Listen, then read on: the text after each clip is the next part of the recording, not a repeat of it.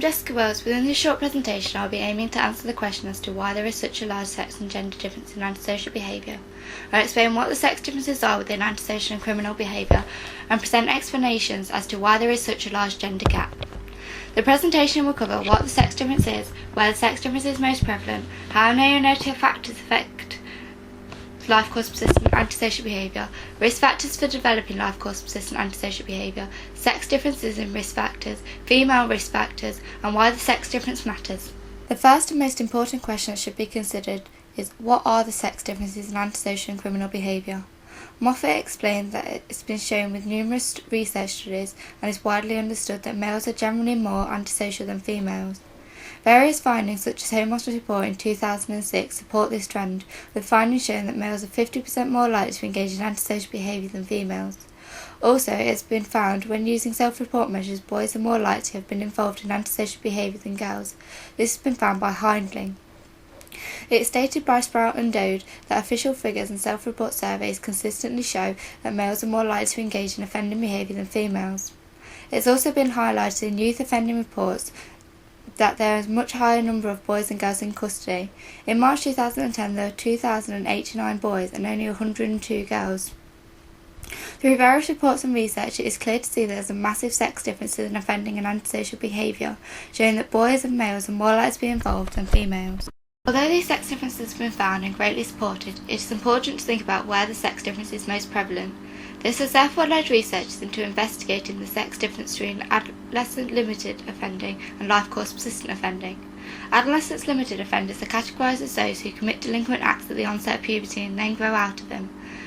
Life course persistent offending is developed in early years through problem behaviour increasing over time into antisocial and criminal acts in later life. In 1994, Moffat suggested there is a possibility that sex difference would be smaller in adolescents limited offenders than life course persistent offenders, as girls and boys would begin delinquency soon after puberty. It has been found by Moffat 2001 that the ratio of sex differences is much smaller for adolescents limited, at 1.1 to 1 compared to 10 to 1 for life course persistent. It is therefore found that the largest gender difference is for those who commit offences over their whole life into adulthood.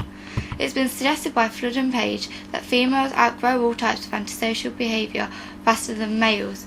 This may account for why female adults have fewer offending records. However, Moffat suggests that there are more males life course persistent offenders because they are exposed to more risk factors in early life and therefore develop early onset life course persistent offending behaviour more than females.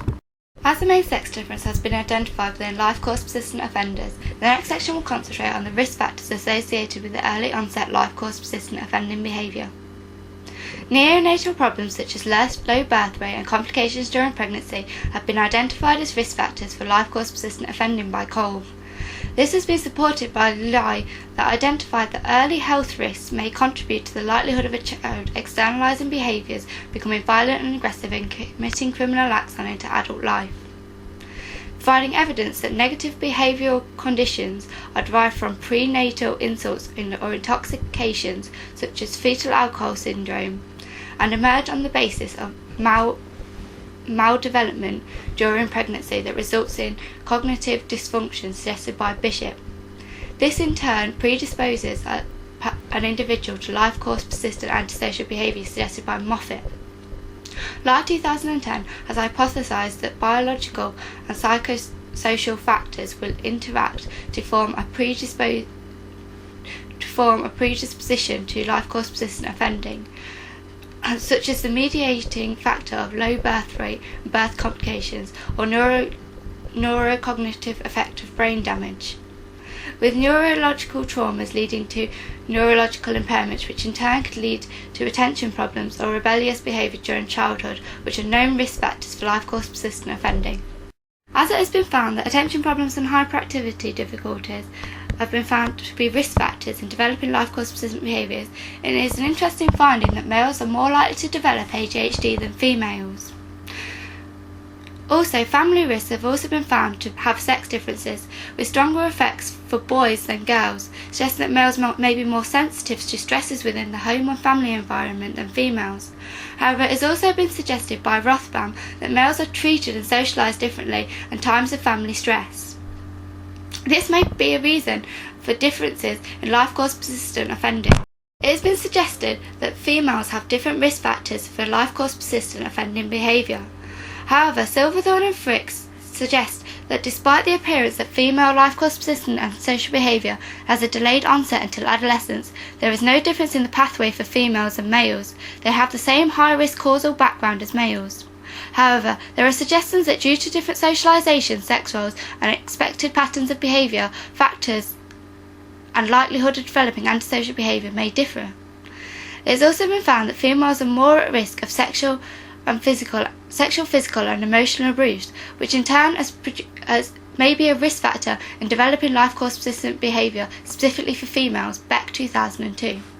It is evident there is a large gender difference between the sexes in antisocial and criminal behaviour, most of which is concentrated in life course persistent offending. A lot of longitudinal studies that have investigated the risk factors in developing delinquent behaviour have used boys, as it was once thought to be a purely male problem, such as Farrington's 1995 study. However, more recent research has included girls in the longitudinal study to examine the risk factors in developing offending behaviour, such as Moffitt's 2001. It is essential for the research in this area to be extended and carried out so that prevention and intervention models may be created specifically applied to female offenders rather than using the knowledge based on male offending studies. Also, so that services may develop that apply to female behaviours and the risk factors. Also, if risk factors can be identified as to why males commit more crimes than females, prevention strategies can be developed to reduce antisocial behaviour in males.